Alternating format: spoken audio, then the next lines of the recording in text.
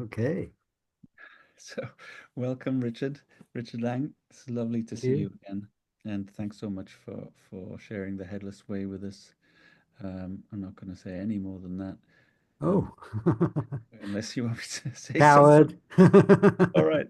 Well, I don't know. I don't know what to say. It's just been a joy to have met you uh, and received this message through your affable style. Okay, enough. I'll hand over to you, but thanks so much for coming. Well, hello to everyone, Al and Michael and Paul. And I would appreciate just hearing a few words from each of you about what you think we're going to do today, or what you like about mindfulness, or what irritates you about Ewan. Hi, Richard. Thanks for being here. I really, because I've been into mindfulness for quite a while and Buddhism and stuff like that, and I found Ewan's approach really kind of clutter-free, if you like. Really Ah, quite a direct and also ex a really good experiential um, experience, yeah, experiential why is it experience. clutter-free? Why do you say it's clutter-free? Um, well, at times I guess I've got sort of stuck in some of the Buddhist concepts about, kind of void and duality and kind of just some of the technicalities of even how to meditate, really, Richard, different sort of approaches. And this kind of approach, perhaps, so you've got to kind of the stages approach as though the, I the see. progress approach, I prefer more like a Zen approach, I suppose. But just actually meeting, I guess, a teacher like you and has been really good for me. So Very yeah, good. yeah. Thank you. Thank Great. you, thank you. All right. Al, how about you? I'm a bit of a rubbish mindfulness student, to be honest. Oh, Um, I I like the idea of it, and I try and do it, but I don't really have a very regular practice. In the past, when but I have why it, do you try and do it? What interests you in it? What do you try and hope from it? um, I I'd kind of forgotten about a practice, and then when I did Ewan's course, it was the quality of the entire experience that drew me back to it. And what was the Um, quality? uh,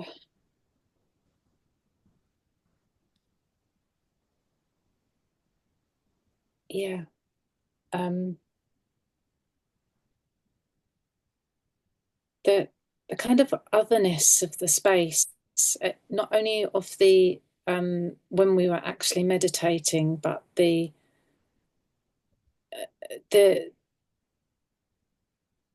it's a very unique space that was created, that was spacious, and it was almost like even the air temperature or there was just a very different kind of quality to the space itself, to the way that we as a group related to one another, and the way that I felt in myself, um, and how I'm quite a socially anxious person, but I felt this. I felt an openness and a. I didn't. It felt right to be connected to others in that space, and that quality is in that kind of embodied connected quality is in the practice too. I was very much reminded that it's in the practice. Um, Hmm. yeah, um, yeah. So No, that really that's helps me what. a Yeah, lot. I'm interested in what your experience is and what you are interested in, and you've just described it very well there. So thank you. Yeah, yeah, thank you. All right, Paul. Yeah, I meditate pretty frequently, I would say, almost on a daily basis. Unless it's for long periods of time, but I try to maintain a practice. But I've been doing that for maybe a year or so now. Initially through a group called Mindfulness Wales, which is how I know Ewan, and he invited me along to the event that the other two have spoken about earlier. And I'm a science teacher. I am. So it was quite a departure from kind of things I'm used to doing. And I found it particularly powerful. Um, it was a very the activities that we did really stuck with me. How did Um, it help you? How did it help you, do you think? um,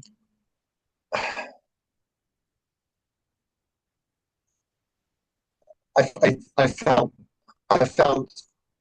very brief moments of levels of contentment, maybe, or peace in my mind that I find it quite hard to hold on to. So with my meditation practice, whilst I'm meditating, I find it quite easy to sort of not easy, that's wrong. Um, I can access a sort of state of mind which I feel is more at peace. But my problem is maintaining that outside of my meditation practice in my day-to-day life. We had the course was 3 days, and during those 3 days, I benefited from feeling like feeling that sense of peace for longer periods of time. Yeah. Hmm. Well, thank you. Okay. Very good. Yeah, very good. I like the how the mirror is positioned there, Paul. Very apt for this Oh, theme so I do of the headless way. The headless way. You got two heads. You're going in the wrong direction. Well, a pleasure to meet you and just to, briefly hear about, well, your experience there. And I have been enjoying the Headless Way for more than 50 years. So I was a teenager when I first came across it, and I've just stayed with it my whole life and do a lot of workshops sharing it. And met Ewan a year ago. He came here and recorded a conversation between me and someone else. So that was delightful. And we've got a little bit of time, and I'm just going to share a few things with you. And I hope that it will be helpful, make sense to you, and you won't think I'm completely mad. We'll see. You can fill in the form at the end. Anyway, Headless Way is as it sounds, and it I suppose it's kind of accessing a space within you that is uncluttered and that is peaceful and still and that's always there. And so lots of methods aim for that, and the Headless Way is one of them. And it is, I think it's quite unusual in a way, but it's called the Headless Way because it's noticing you can't see your own head. So this is about becoming conscious of what it's like on your side of the screen. So it's very easy to get sort of caught up in what's happening on the screen, which is half the story. But the other half of the story is what's on your side of the screen. And I can see my head on the screen. I can see your heads on the screen, but I can't see my head on this side of the screen. And instead of, so if you, so that is kind of the first little indicator what I'm talking about. Because instead of my head, I don't see my head, I see the view. So I'm going to ask you to just do a couple of experiments or awareness exercises so I can just sort of fine tune that a bit in a way. So if you hold your hands out like this in front of you, and probably best to do it not looking at me, but so you can just kind of see your hands rather than be completely sort of involved watching me. So move your hands away from me and just so you see your hands and some object on the screen or off the screen, doesn't matter. And you can see a gap between your hands, and there's obviously things given in that gap. Now, this is meditation in a way. I want you to bring your hands back towards you past your head, but slowly, and watch them get bigger. And they're going to go past either side of your head, so they're going to go past. And as they go past your head, from your point of view, they get bigger and bigger and disappear. And keep going until they just disappeared. And all the way to your wrists. And I say they've gone into that uncluttered space where you don't see your head, or you don't see your ears, and you don't see the back of your head. You've got sensations, but you can't see anything there. So as the Buddhists call it, void. Now bring your hands forward, and they come out of that space. So that space was on your side of the screen. It's where your hands disappeared into. And so obviously I know from the outside, you can see my head's on the screen. That's my appearance. But what I'm inviting you to do is to bring your attention to your reality, or the place you're looking out of, as I would say it. My hands disappear into that space. It's big, it's uncluttered, it's spacious. And you will know these images, such as the still hub of the turning wheel, or the empty space in the middle of the donut, and so this is a way of accessing that empty space in the middle of experience, or that stillness in the middle of movement, or that uncluttered space in the middle of lots of clutter. And it is, I say, a sort of fast track way of finding that space. And you find it by looking, by attention in a way. So here's another one, a very similar one, but we'll do things with eyes closed as well, but we're just starting visually because various reasons. But it's about directing your attention to that uncluttered space, or that still point in the middle of movement, or that silence in the midst of all the sound going on. See, and normally we probably just are aware of the clutter or the movement or the sounds or the thoughts. And what I am sharing with you here is a way of directing your attention to the silence in which the sounds are happening, if I can put it like that, or the stillness in which all the movement's happening. So here's another way of directing your attention to that place, because I mean, I say it's there. It's there, and it's always there, and it's nearer to you than anything.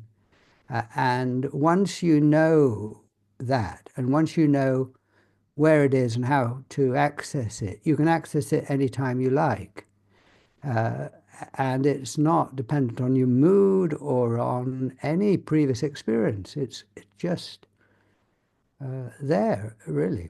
So here's another way of accessing it. And I'll just add a bit more. It is clearly not about thinking, not about, learning something. It's about like being a child, because it's just a kind of childlike thing to do is just to look. So that's the kind of spirit of it. So what you're going to do now, I hope, if you do it with me, is you're going to point out at something. And again, don't point at me, just point at the bottom of the screen or the table or anything else, because you know what you can hear me. And your finger is to direct your attention. And that's where all the clutter is, and that's where all the movement is out there, whatever you're pointing at. it is complicated and part of the clutter and part of the noise and all of that. Now, so anyway, you point out there that it's complicated. Now turn your finger around and point back at your head, or where others see your head. And I suggest, this is my experience, that I'm just pointing at that space, the uncluttered space that in the midst of all the clutter there. So the clutter's still there, but it's about turning your attention, as it were, 180 degrees around to find that uncluttered space. That's where it is. It's nearer to you than anything. So you're pointing right at it. And I'm assuming you can't see your head, you see. Instead, you see this wide open space. And it's as simple as that. And finally, someone's got around to actually pointing at it.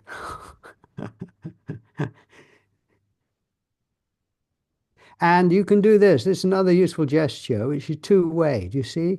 So it's like this, but you're pointing in and out. So get both hands, first fingers, and point in and out like this. And this indicates that the view out is where all the clutter is, and the view in is the uncluttered space. Or the view out is where all the motion is, and the view in is no motion or stillness. And they go together like the hub of a wheel or the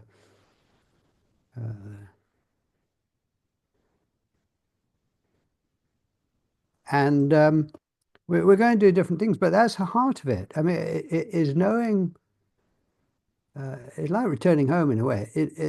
Knowing about that space and knowing where it is and how to find it in a way, which is just by looking in terms of visual. So here's another one. So they're very childlike, but we'll play a bit. You place your hands like this, like horse blinkers, okay? And your hands are very big. This is your, you're just noticing your point of view. Now notice you don't see your face between your hands. Instead, you see the world.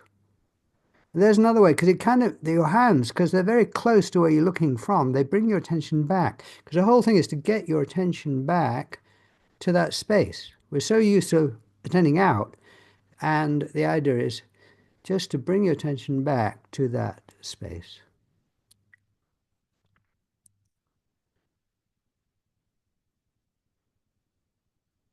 So one other thing, and then I'll just check in with you how you're doing. So we call this space, I mean, it's nothing new, and it's been at the heart of the different religions forever.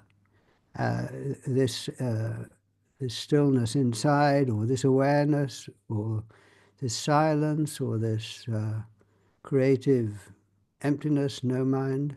And so this is just another way to access that. And obviously, I mean, I think you'll all recognize that to be aware of that uncluttered space is a great kind of help in the middle of all the clutter, or to be aware of that silence, it's because it's silent in the midst of all the noise, is really helpful. So a couple of other things probably. We call this a single eye. So on the screen, that is very simple. On the screen you can see I've got two eyes, everyone's got two eyes. So that's what you look like, that's your appearance, that's what you look like at a range of 3 feet, 6 feet, or whatever. But we call this the single eye. So in order to just help you see what I mean by that, make your hands into glasses like this, or put them together like that. So you've got two holes, and then just hold them out. And again, probably best to look away from the screen now so you don't get distracted by everything. And you can see two holes there, a dividing line with your fingers, so your fingers are together. Now put them on like glasses and watch what happens to the dividing line. So you're going to bring them right up, and the dividing line disappears and it becomes one hole. So the two become one. So this is one opening. It's not two little holes, of course. It's just one opening. So take your hands now and just take them all the way around and see where they disappear off the field of view, if you would. And that's what I'm talking about, the single eye or single space. So that's another way of just uh, guiding your attention to that space. So just one more thing, and then I'll just check with you, is one more visual thing, is if you look at my face now on the screen, notice when you're looking at my face that you see my face, but you don't see yours. And so we call this face to no face. And why this is really helpful, I think, is that it is a way of getting out of the way when you're with someone else. You consciously or in a relaxed way, not an effort, you're just noticing it's not confrontative, face to face, it's face to no face. So what this means is it kind of freeing. It kind of begins to free you of that self-consciousness that you get when you feel looked at or under inspection, because you've got now a private kind of vantage point where you can see you're out of the way. It's like being invisible. And this is not kind of going into a dream, because when you notice this, when you're actually attending quite closely to what is going on in the space, the other person. So it's really can be very helpful in relationships. It's a way of relaxing, of feeling less under inspection, less judged, because you're just kind of relaxing into being out of the way and being spacious, face to no face. So that is highly recommended as a way of accessing this space when you're with people. And it's a very kind thing, and it's not something that you're using to kind of avoid people at all. It's a very connecting thing. So that's just a sort of little introduction in a way to what I go around sharing. Any reflections? Does this make sense? Does it connect with what you're interested in or what your experience is? You're nodding there, Paul. What's your thought there? Yeah, I'm a teacher and spend a lot of time obviously trying to explain concepts to children. I'm very aware that when I'm not being mindful, it's almost like I'm trying to um, I'm putting in so much effort to wasted effort in a way in sort of projecting myself into the thing that I'm looking at, right? Like into the I like to take quite a lot of responsibility for things that are outside of my control in a way. And I pour a lot of my effort into that. And just those exercises you gave there, I could feel myself just sitting back a little bit. It's just like a sense of sort of sitting back a little bit within myself and just it's just there's a feeling of lightness that comes with that, that I yeah. It's just Mm, interesting, yeah. yes. Yeah. Oh, yes. Yes. Yes, I understand.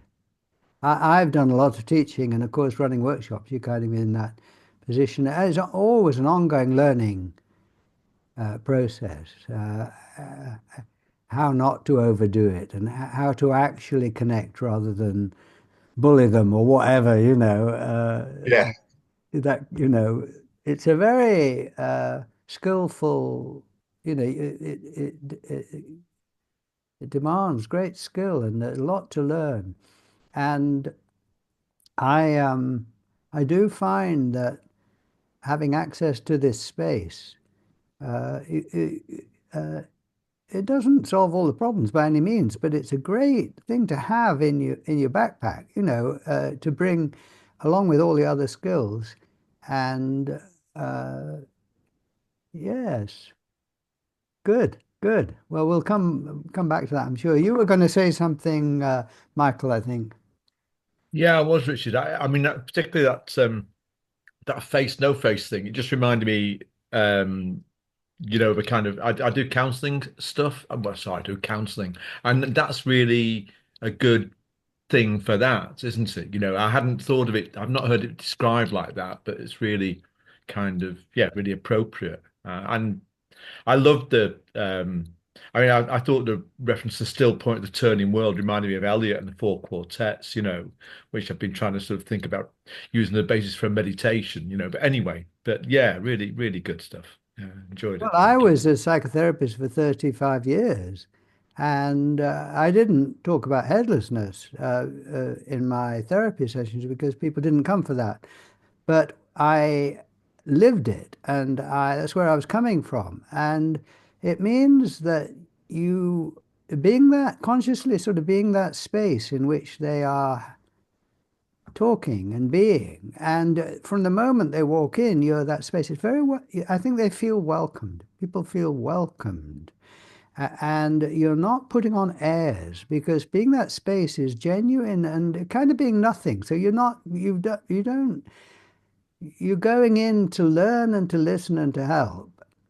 And another thing which kind of connects with what I think you might be thinking about as well, Paul, or this might relate to that, is that uh, so this is again visual. If the room you're in, um, now you probably see the far wall, and you see the wall on the left and the wall on the right, and you see the ceiling and the floor. Now the wall on the left and the right is a perspective thing. It opens out, and the ceiling and the floor open out like a mouth opening. And the ceiling disappears for me about here, and the wall on the left disappears here, and the wall on the right, wide open disappears here, and then my body and the floor here. And so, in other words, there are three walls, not four. And the wall that I can't, is behind me is gone. Like, not only my head I can't see, but the wall. And in other words, there's a kind of exit, a space. I'm not surrounded. I'm not imprisoned. I'm not inside this room because there's only four walls. And this is my experience, it is very freeing, liberating. And it means that you're totally engaged with the situation and the three walls and the people, but you're coming from a place of relaxation and openness and freedom. And that missing wall is so welcome and free, kind of relaxing. So, Al, any thoughts to share so far? I don't know. There's a lot. Quite a lot of what Paul said resonated with me. And then also, Michael, you mentioned I'm not a counsellor, but I've done counselling training, and the thing that really draws me to the training is the quality of that space. And I think, although as a trainee I haven't got there yet, but there's definitely some self-consciousness and some sort of being aware of my face, I guess. But there are moments of that facelessness, of that no face, when you're just there. You're just there and you're completely present. And it's so freeing because, like, I've given up delivering workshops because I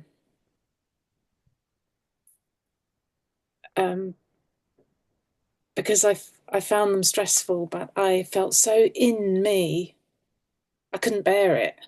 And then coming into it, there's something about a lot of people, I guess, that is difficult.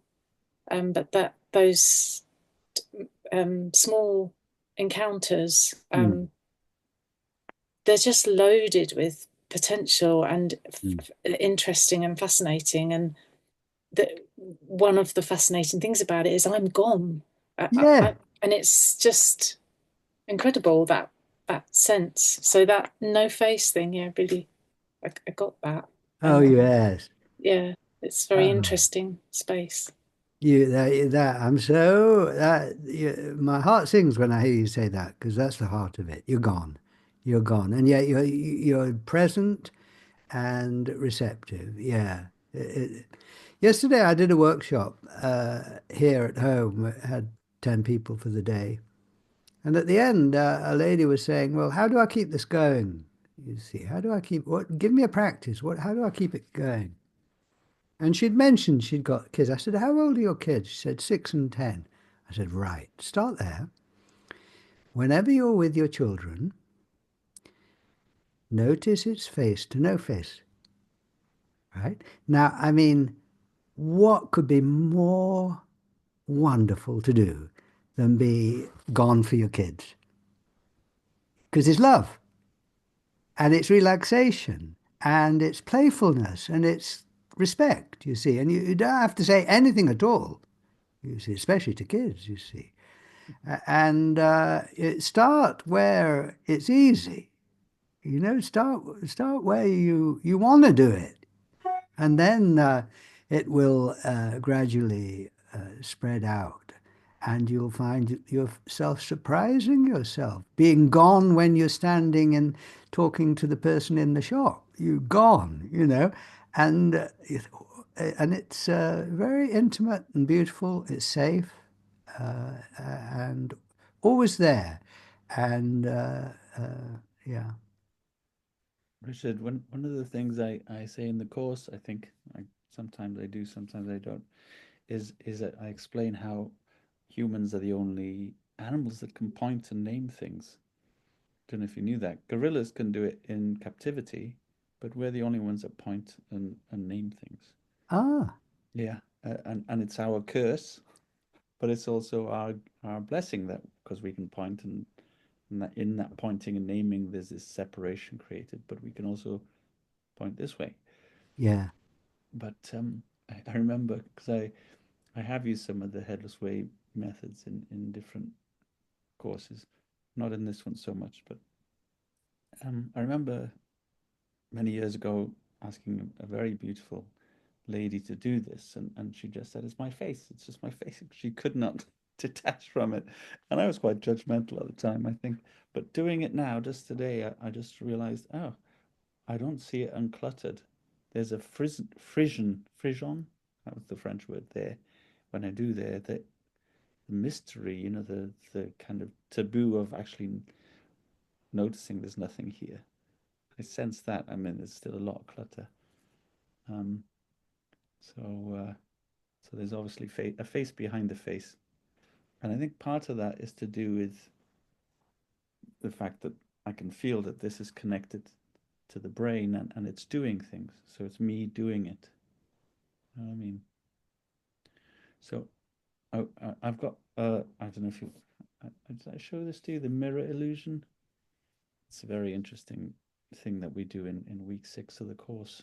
So the participant sits akimbo, a mirror, a full length mirror, and I sit on the other side, legs akimbo as well, and I hold their hands and I ask them to look at the hand in the mirror, and then I stroke their hands simultaneously, the one behind the mirror and the one in front of it, and I put it on their knees and I stroke the hands on their knees, and they keep looking at the hand in the mirror, and then I take the hand behind the mirror away, but they can still see it being stroked, the hand in the mirror. Even more powerful, I'm stroking, then I keep the hand behind the mirror on it, push it down, and I say, in 30 seconds, I persuaded you that that image in the mirror is real. And you've had a lifetime of being told that you are the body, you know. So I can see it being very much a part of the Headless Way um, vocabulary in a way, but it also includes this doership thing, you know. Very good, very good. Well, regarding the first thing you said, the frisson and all of Mm. that, uh, it just makes me think of that what I'm talking about, what the place I'm pointing to, um, we give it names, but it's beyond name, but it's there in us all. And you can't divide it up and you can't get it wrong and you can't lose it.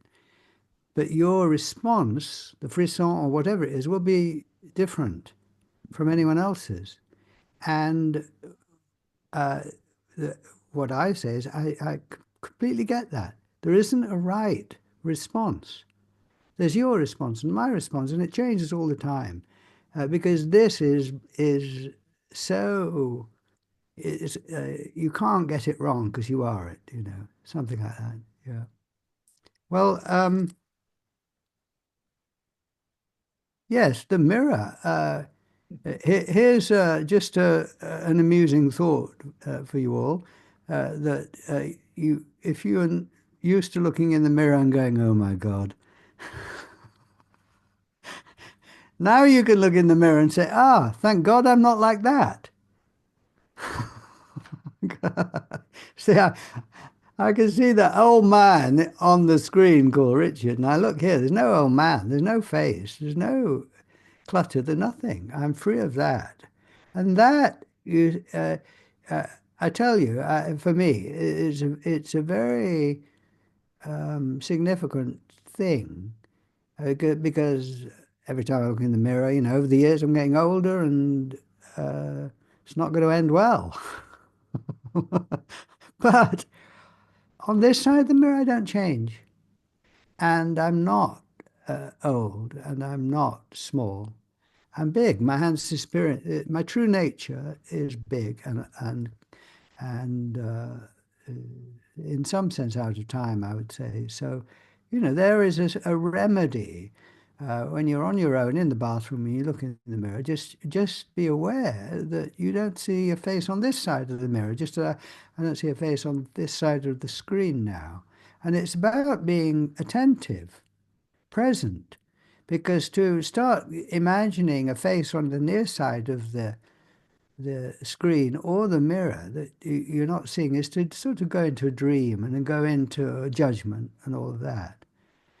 And so what we could do now is just go do a little bit of closed eye stuff, relate what we're doing to that. So if you close your eyes now and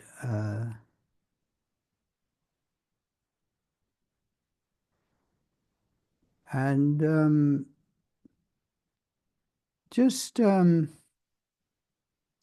ask yourself some simple questions.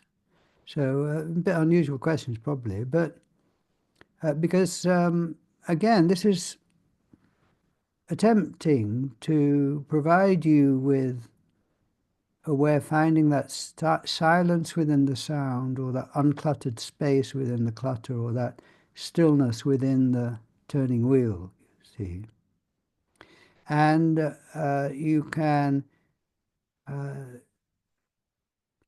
hear the sound of my voice, you see, and you've got sensations going on, and there's darkness and lots of thoughts and feelings going on. But my hope is to be able to direct you to the space, let me put it like this, in which all that's happening, the uncluttered space.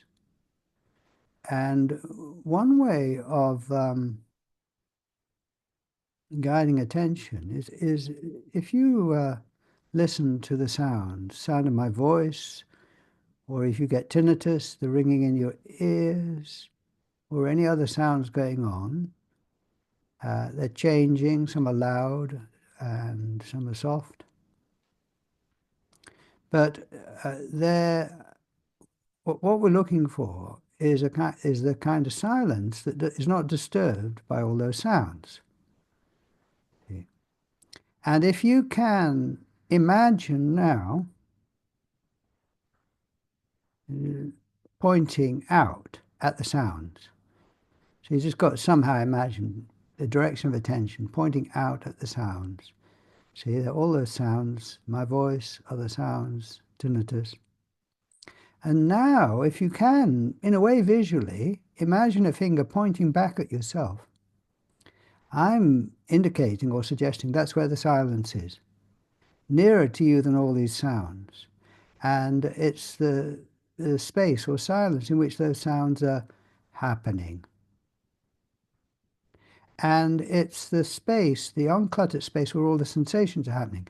So, for example, just be aware of your right hand and the sensations there, see. And it's perhaps fairly relaxed or whatever, but you can feel that sensation. And what I am going to hope to help you find is the space in which that sensation is happening that is not affected by that sensation. Something like that. Because now, if you just be aware of that sensation and imagine pointing at it, so it's there. So now the idea is now to turn the finger around, the imaginary finger, and point back at the place where you're sort of attending to that sensation from. And that is nearer to you. Say you make your hand into a fist, so you get a bit of tension now. So the suggestion is that tension doesn't affect the space that is aware of that tension. These are words, you see. So relax your hand. And here's another image for you. TV screen and the program on the screen. So let's say everything that's happening now, the sensations and the thoughts and the feelings and the sounds are the program. And it's full of change and perhaps even tension and stray memories and judgments. The idea is to find the screen on which all that is happening. And the screen, even if you're watching television and there's violence on the screen, it doesn't hurt the screen. So that's the kind of why it's good to find the screen, because it's unhurt. It's uncluttered, unhurt. And so just kind of, as well as being aware of all the content, it's about being aware of the context.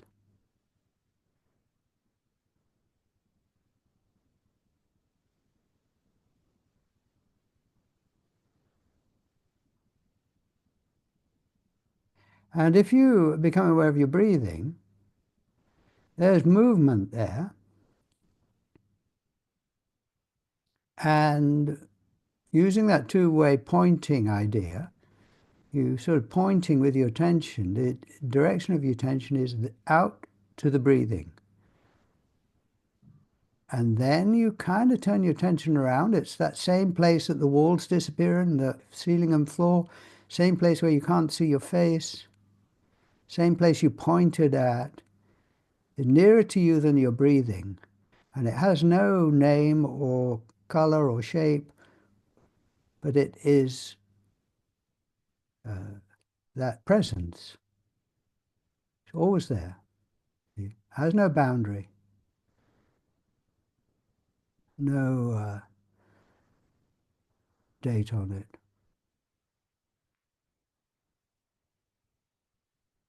And finally, think of a number and then just think of a few numbers, and be aware that you probably don't know what number you're going to think of next. And it just appears. And I can't tell where it comes from. I mean, if I think of the number 4, it just appears. See, it's a bit like my voice. My voice just appears. See, because I can't see my mouth. I can't see my brain. So the thought just appears. And the Buddhists say mind comes out of no mind. See, that's that two-way thing again. So if you've got a memory, you see, remember what you had for breakfast, or even a problem you've got, a little problem in your life, or something you haven't sorted out yet, that's sort of all there. It's in the mind, along with everything else. And it is possible, while you're aware of all those things, to be aware of that in the other direction, the no mind, which is what I would say what you really are, which is free and creative, because where all these things come from, and wise and kind, I would say. All right, and now you open your eyes.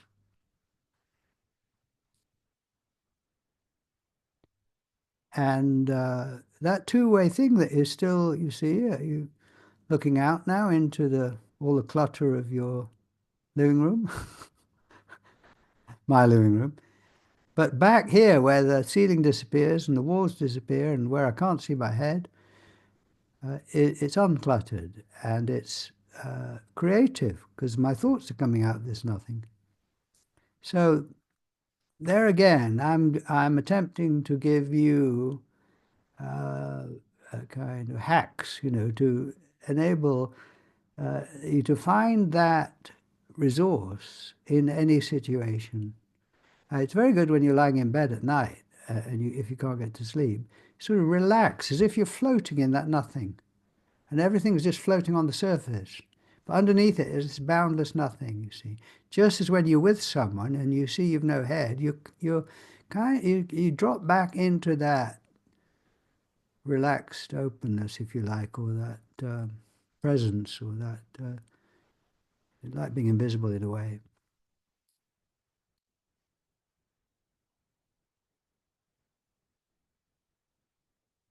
And it's what we've all got in common, I would say. Uh, uh, we're mysteries to each other in so many ways, but back of it all is this simple presence that has no one's name on it or address. And that engenders respect, really, for oneself and for others. Yeah. So you're nodding. What's your, Michael? Any reflections to share there? Excuse me. I just think I think you're absolutely right. I mean, I think that kind of place and that kind of presence. I mean, it's paradoxical almost, Richard, isn't it? Presence but absence, like you say. Not trying to be anyone, not imposing an agenda. Just yeah, I think it's really helpful, like you say. And I think the hacks, thank you, really useful. Obviously, because sometimes I find myself, maybe if I'm running late for, say, a counseling session, I start, I guess some sort of, panic mode or what have you, and I start trying to check that I've got the skills and what am I going to do. But in fact, it's the wrong approach. That's the approach that is a much more useful one, I think. So thank you. Yeah, Oh, thank you. wonderful. Thank you. All right. Al, thoughts? It reminded me of I read books and I think they're really good, but I can't ever remember what's in them. But I did remember the quantum self. I don't know if so a quantum physicist looking at whether that quantum theory can examine consciousness, and she talks about, and I can't remember anything beyond this, but it just took me to that concept that quantum theory sits in this ground of consciousness. There's a ground underneath all of the stuff that gets dumped on it, and that there are things beyond my memory that operate in that quantum ground of consciousness, but it is essentially it's a space beyond, it's everywhere. It's yeah. We happen to have access to it. It's very encouraging and very good thing, isn't it? It's interesting, yeah. Yeah. I like that image. Thank you. All right. I'm Paul, just going to sorry. say as Yeah, well, I'm going to have to disappear at about 5 to I'm not, yeah. just so you know, I have Oh, another very nice to meet you. course. Yeah, I'm still here for a bit, but I wouldn't, but I have another course at yeah. 7, so I'll say thank you now, but and then I'll just Understood. Thank you. All right, Paul. Over to you. Yeah, it reminded me of the practice we did with you and with the three precious pills. It reminded me very much of that sort of the inner silence and the idea of that there's a silence there deep. That most of the universe is silent, and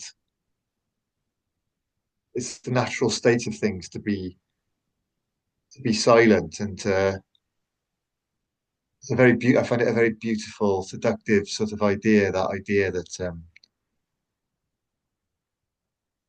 I can point to my own breathe, that I can sort of come away from my own. But you do, you come away from your own breathing all the time. You don't, most of the time, you don't think about your breathing. But yeah, I don't know where I'm going with this, but Mm, just a very seductive. It's like a bit of a hug, really. The mm, idea that there's no effort required. It's just there. It's very, very nice. I mm, find it very, yeah. mm. I have a very busy mind, and I'm definitely going to try that when I go to bed this evening. I'm going to try that dropping back from that busyness and trying to find that inner, still, quiet place. Yeah, lovely. Really liked it. Yeah, So fascinating. do I. Fascinating. Yeah. Hmm. Do you know what's really refreshing, Richard, is that you haven't used the word awareness or consciousness, I think, once.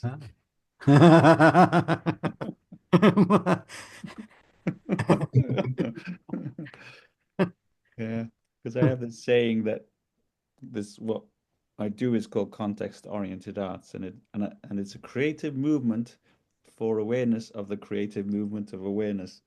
But I just awareness is such a loaded term, Yeah. isn't it?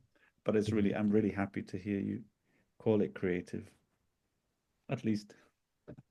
Oh, I love the fact it's so creative. I mean, it's just such a godsend, and it's so interesting. And I think of it as coming up with the present moment. With everything that's happening is happening in that space or from that space. And so I've got a garden. I'm in London, and over November and December, I did a lot of work, and in the end of January, I planted 70 bare roses, 70, and plus lots of other things and bulbs and stuff. And I've been so aware of how much is happening under the ground that you can't see. Because now it's showing what was going on, all the bulbs coming up, and the bare roses are shooting out little, shoots, and everything else is beginning to shoot. And it just has kind of impressed me with the total kind of power and explosiveness of the ground, of the earth. And the whole thing is just exploding. And it is a metaphor for me for this ground that isn't dead, that is just, I call it, I call it the tiger in the room.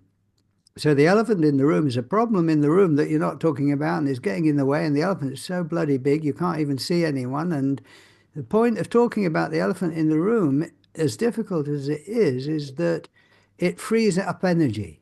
And then you can get on with, and you can see people because there's no longer that thing in the way. Well, your true nature, this ground, no one talks about really. Very few people talk about. And I call it the tiger in the room because it's not a big problem. It's a beautiful, energetic, powerful thing like that ground that is in the room because it's always there. But if we don't talk about it, if we don't become aware of it, we are not drawing on that incredible resource that is there. And so to become aware of it in your life is to turn the tap on, or more than the tap, is to open this doors of perception, because you see things more clearly, but it opens the doors of creativity. It really does. And intimacy with others and freedom, all of that. So I'm going around with a poster going, "Free the tiger." That's beautiful. Yeah. And it's before awareness. And what? And it's before awareness. Thank God he adds. To us. Awareness. Oh, well, a delight to be with you all. And I feel we're all on the same page here. And a meeting of minds or no minds or something. And a real pleasure. And thank you for organizing this, Ewan. And just a real delight.